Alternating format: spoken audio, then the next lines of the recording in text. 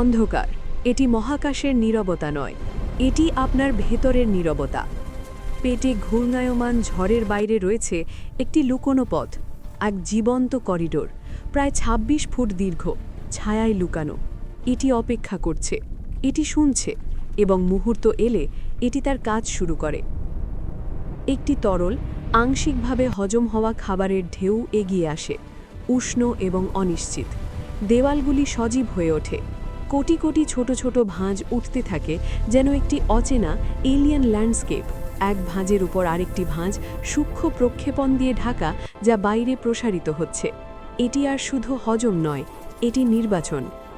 যখন পুষ্টি উপাদান এই ধূসর তরল জগতে ভাসে, মাইক্রোস্কোপিক গেটগুলি পৃষ্ঠ বরাবর খুলে যায়।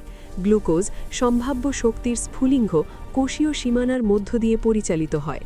অ্যামাইনো অ্যাসিড, যা পেশি ও স্মৃতির স্থপতি, সুরক্ষিত ঝিল্লির মধ্য দিয়ে প্রবেশ করে।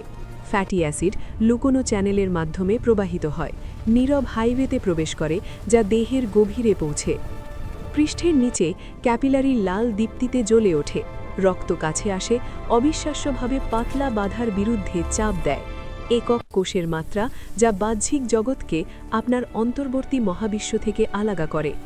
অক্সিজেন এই আগত অণুগুলির সাথে মিলে এবং একসাথে তারা রূপান্তরের জন্য প্রস্তুত হয়। প্রতি সেকেন্ডে কোটি কোটি সিদ্ধান্ত নেওয়া হয়, কি প্রবেশ করবে, কি বাতিল হবে, কোনটি একটি হৃৎস্পন্দনকে চালিত করবে, কোনটি চিন্তায় রূপান্তরিত হবে। এই পথটি নিষ্ক্রিয় নয়, এটি আলোচনা করে, এটি অনুভব করে, এটি প্রতিক্রিয়া জানায়।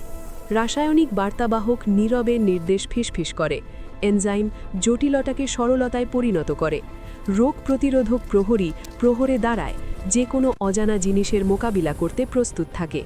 এবং তারপর শোষণ, একটি অণু অতিক্রম করে, তারপর আরেকটি। শক্তি আপনার হাতে থাকা এক সময়কার খাবার থেকে সেই রক্তে যায় যা আপনার মস্তিষ্ককে পুষ্টি দেয়। দূরের মাঠে সংরক্ষিত সূর্যালোক থেকে আপনার পেশির নড়চড়নে, মস্তিষ্কের ভেতরে বিদ্যুৎ সঞ্চালনে। আপনি এটি কখনো অনুভব করবেন না, আপনি এটি কখনো দেখতে পাবেন না, কিন্তু এই নীরব করিডোরে জীবন বাইরে থেকে আপনার ভেতরে স্থানান্তরিত হয়, এবং প্রতিটি শ্বাস, প্রতিটি পদক্ষেপ, প্রতিটি স্বপ্নের সাথে এটি নীরবে নির্ধারণ করে আপনি কে হবেন।